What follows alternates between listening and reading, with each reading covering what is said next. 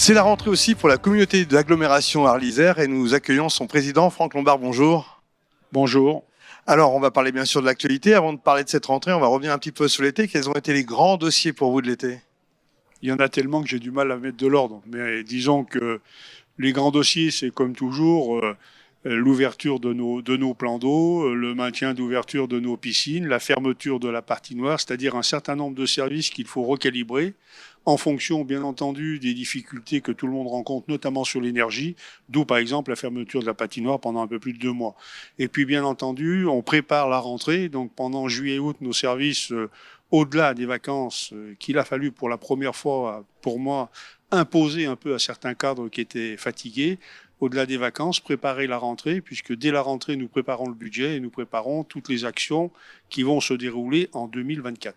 Les conditions climatiques qu'on a vécues partout en France et en Savoie, ça cause aussi des interrogations pour une communauté comme la vôtre ? Ça cause beaucoup d'interrogations dans la mesure où nous avons la compétence eau et assainissement, mais surtout eau.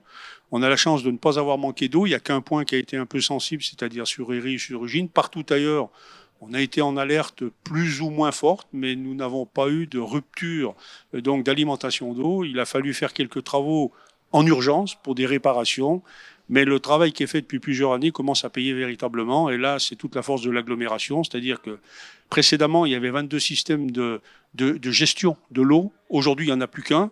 Ça pose d'autres problèmes d'éloignement et autres, mais une intervention, de la capacité d'ingénierie, de la capacité humaine, qui fait que depuis quelques années, on fait de nombreux investissements et d'importants investissements, et on a un réseau qui commence à être bientôt totalement autonome, c'est-à-dire qu'on peut alimenter n'importe où, n'importe quand. Voilà.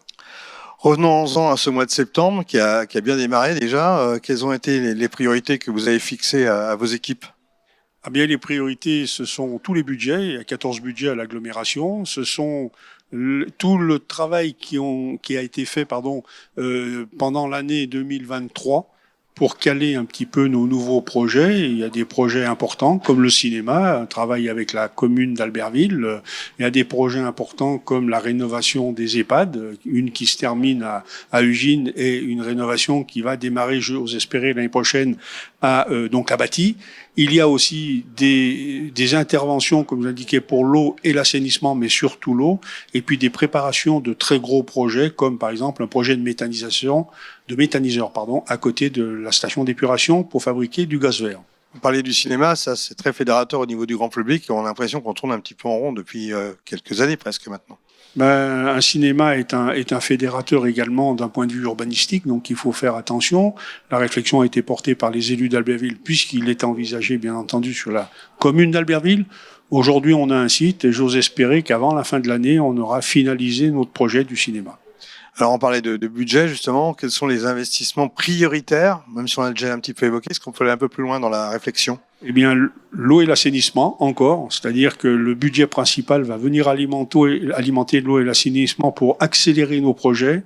Le projet de la constitution d'une équipe technique, de conforter notre équipe technique propre, justement, pour l'eau et l'assainissement, et d'avoir de l'ingénierie en interne pour aller plus vite, si je puis dire, parce que les bureaux d'études sont surchargés, parce que comme pour tout le monde, beaucoup de difficultés de recrutement, donc on va avoir les mêmes problèmes, notamment au niveau ingénieur, mais on veut fédérer autour de ce travail-là parce qu'il y a encore quelques gros projets et des investissements importants pour le futur.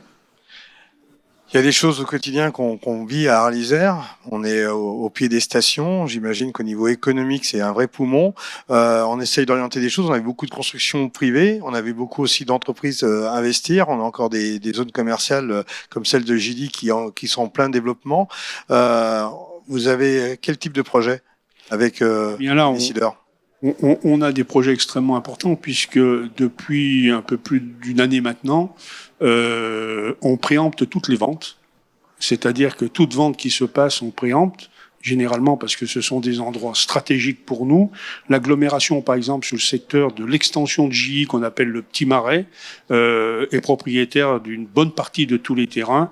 Et nous allons commencer les premiers travaux en début d'année prochaine, c'est-à-dire, pour ceux qui connaissent, sur le garage des Poliers, où on va refaire complètement le bâtiment pour accueillir les premiers commerces. Donc l'agglomération est extrêmement dynamique à ce niveau-là, et nous ne vendons plus de terrain puisqu'on n'a plus de disponibilité, C'est la raison pour laquelle nous préemptons et c'est la raison pour laquelle nous allons construire et louer pour permettre aux entreprises d'être en location et pour nous d'optimiser l'utilisation du foncier, qui est un vrai sujet pour tout le monde.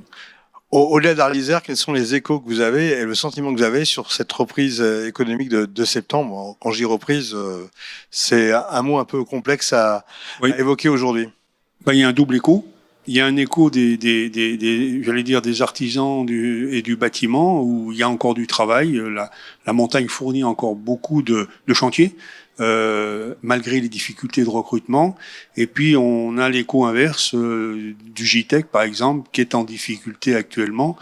Ce n'est pas grave, mais ça commence à être compliqué pour eux avec tout ce qu'ils ont connu et de rebondir n'est pas évident aujourd'hui. Voilà. Donc, on a quelques soucis du côté de l'industrie. C'est pas le cas de Framatome. C'est pas le cas également de l'autre usine qui est à Ugine. Donc, voilà. Donc, on est un peu mitigé. En tant que président, vous êtes forcément optimiste. Quels sont les points forts d'Arlisère aujourd'hui? Les points forts, c'est une santé financière assez exceptionnelle, grâce au travail des services et à notre souci permanent de la bonne dépense, qui va nous permettre de réinjecter maintenant des sommes importantes, tant pour l'économie que pour l'eau et l'assainissement, que pour le méthaniseur, que pour, bien entendu, des bâtiments que nous allons construire dans l'intérêt de nos entreprises et bien sûr de nos emplois. Franck Lombard, merci de votre présence. À très bientôt. Merci à vous.